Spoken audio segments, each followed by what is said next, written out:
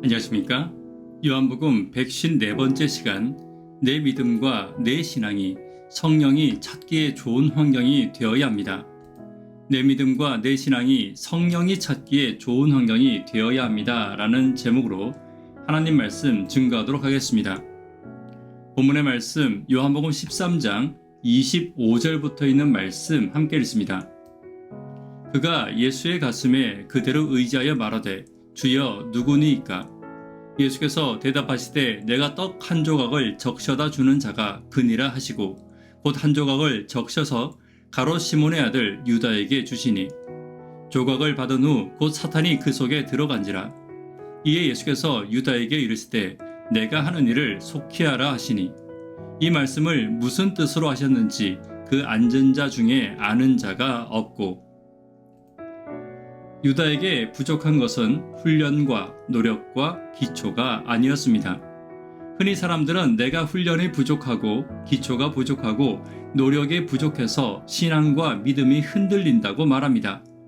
그러나 유다는 충분히 훈련된 사람이었고 그를 훈련시킨 사람은 바로 예수님이었습니다. 다시 말해 유다는 최고의 선생에게서 최고의 훈련을 받은 제자였습니다. 무려 3년이 넘도록 예수님과 생사를 같이 하며 수많은 교훈과 기적을 배우고 체험하며 훈련받은 사람이었습니다. 그리고 그는 매사에 성실하며 꽤 신뢰받아서 동계를 맡아 책임지기까지 했던 사람이었습니다. 그런데도 유다가 훈련이 부족하고 기초가 부족했다고 말할 수는 없을 것입니다. 많은 성도들이 여전히 자신은 예수를 따르기에 부족하다고 말하는 이유는 무엇인지 유다를 살피며 함께 그 이유를 살펴보도록 하겠습니다. 첫 번째는 영적 성장을 위해 기도하지 않기 때문입니다. 27절입니다. 조각을 받은 후 사탄이 그 속에 들어간지라. 이에 예수께서 유다에게 이르시되 내가 하는 일을 속히 하라 하시니. 성경을 읽다 보면 유다가 예수님을 배신한 이유는 은화 30개 때문은 아님을 알 수 있습니다. 유다의 배신은 영적이고 내면적 문제였습니다. 그의 외적인 모습은 충분히 신앙적이었지만 그의 내면적이고 영적인 모습은 신앙인이 아니었다는 것입니다. 다시 말해 신앙인과 신앙적으로 사는 것은 전혀 다른 것입니다. 어제 말씀드렸듯이 교회를 열심히 다니고 사람들에게 그의 신앙을 인정받아도 예수와 구원과 믿음과 아무 상관없는 사람이 될 수 있는 것입니다. 예수님의 12제자 중에 유다처럼 몸은 교회에 있지만 마음은 언제나 예수의 교훈과 반대되는 자신의 이익 속에 있는 사람이 있을 수 있는 것입니다. 어쩌면 13장에서 예수님께서 말씀하신 나와 아무 관계가 없는 사람이 바로 유다일 수 있는 것입니다. 예수의 교훈을 따르는 것이 아니라 예수의 능력만을 믿는 사람, 예수의 가르침은 따르지 않고 그 축복만 받아들이기를 원하는 사람, 이런 사람들의 대표가 바로 오늘 본문의 가롯 유다인 것입니다. 오늘 예수를 만나서 얻는 축복이 아닌 예수의 교훈부터 귀를 기울이는 영적 성장을 이루는 저와 여러분 되기를 간절히 바랍니다.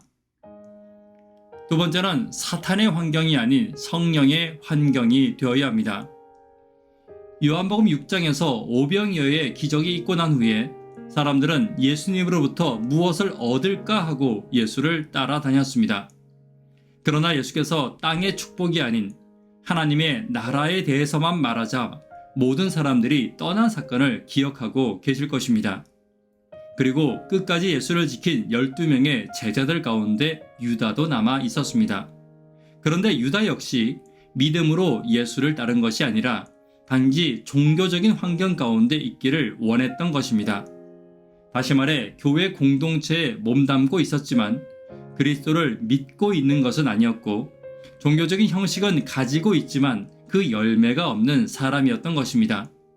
그리고 그러한 사람은 사단이 자리 잡기에 아주 좋은 환경을 가진 사람이었습니다.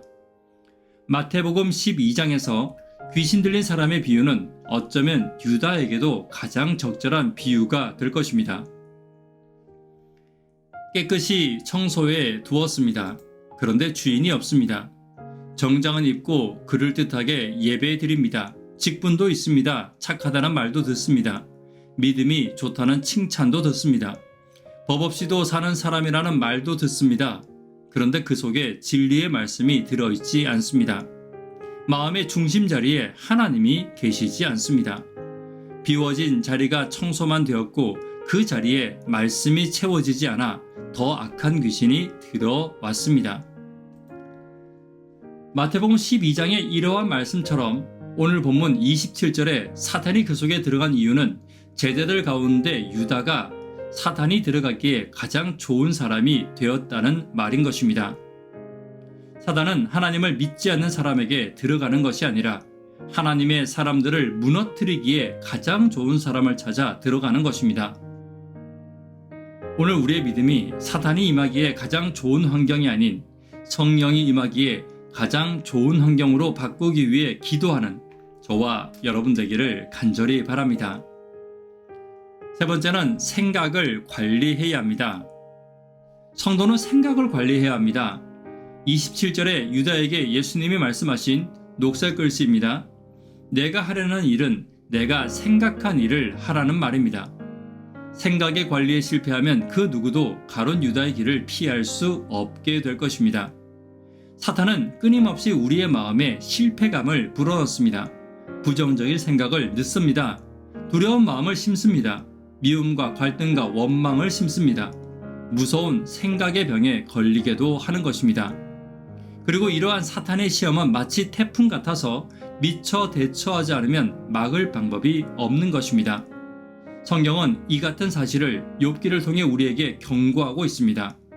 동방 최고의 의인인 욥을 무너뜨리려는 사단의 계획과 결코 인간의 힘으로 감당할 수 없는 시험, 믿음으로 든든히 서 있지 않으면 언제 사단의 덫에 걸릴지 아무도 장담할 수 없음을 매우 강력하게 경고하고 있는 것입니다.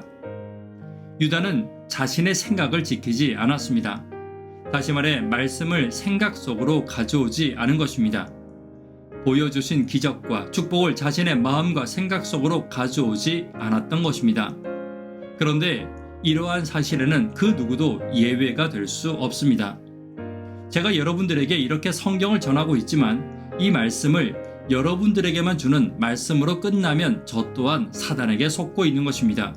제가 지금 설교하지만 여러분에게만 설교하고 저 자신에게 설교하지 못한다고 하면 저는 지금 이 설교 시간에 사탄에게 속고 있는 것입니다. 하나님의 말씀을 전할 때나 들을 때 그 말씀을 먼저 자신에게 들려주는 하나님의 음성으로 받아들일 때 살아 숨쉬는 말씀이 되는 것입니다. 그런 성도 간에 믿을 수 있는 사람들에게 우리가 함께 답답한 마음과 원망의 마음과 질투의 마음과 시기의 마음과 마음의 아픔들을 나누는 일을 분명 함께하고 함께 그 일을 위해 기도하는 일에 집중할 필요가 있는 것입니다. 그러므로 사단이 내 속에 들어오지 않게 할 것이며 하나님 안에서 기도함으로 하나님 안에서 해결하는 방법을 찾아가게 될 것입니다. 오늘 말씀이 내 속에 들어올 때 그 말씀으로 내 생각이 말씀에 따라 변화되기를 위해 또 성도들과 함께 기도하면서 부정적인 생각을 몰아내기를 위해 함께 기도하는 저와 여러분 되기를 간절히 바랍니다. 말씀에 결론 맺도록 하겠습니다. 많은 성도들이 여전히 자신은 예수를 따르기에 부족하다고 말하는 이유가 무엇인지 유다를 살피며 함께 그 이유를 살펴보았습니다. 영적 성장을 위해 기도해야 합니다.